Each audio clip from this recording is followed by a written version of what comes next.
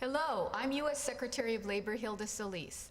I'm sorry I couldn't be with you in person today, but you are in great hands with President Rolando and Vice President O'Malley. My office door will always be open as we work together to resolve issues and share ideas. This union has a proud history of standing up for middle-class workers, dating back to 1889 and the fight for an 8-hour workday.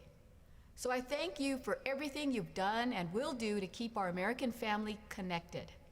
I know these are uncertain times for this nation's letter carriers. Transformative changes in how we communicate have raised questions about what the future may hold. And gridlock in Congress has prevented us from addressing fiscal challenges that impact your lives. Well, I'm here today with a message. President Obama understands the enormous value you bring to America's commerce and communications. And so do I. To start with, the U.S. Postal Service has overpaid into the federal employee retirement system by nearly $11 billion. The President has proposed repaying this surplus to the Postal Service. We're committed to your futures. Brothers and sisters, we're in the fight of our lives. We need your spirit and your solidarity now more than ever. In states across this country, our opponents are waging attacks on working people at the worst possible time.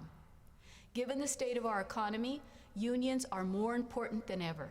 That's why I continue to speak out against those who want to use the financial crisis as an excuse to attack collective bargaining rights.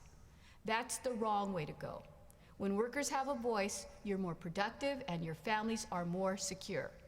President Obama understands that labor unions are not the cause of America's problems. They are a big part of the solution. I come from a proud union family. My father was a Teamster shop steward at a battery recycling plant, so I know how important it is for you to have a seat at the table. Our recovery calls for shared sacrifice, but they have to meet us halfway. President Obama has said repeatedly that he will work with lawmakers to rein in our debts and deficits. But there's one thing our president won't negotiate. That's the livelihood and well-being of workers and middle-class families. He refuses to scapegoat those who've borne the brunt of the recession already. He refuses to end Medicare as we know it, and he refuses to cut Pell Grants and education funding.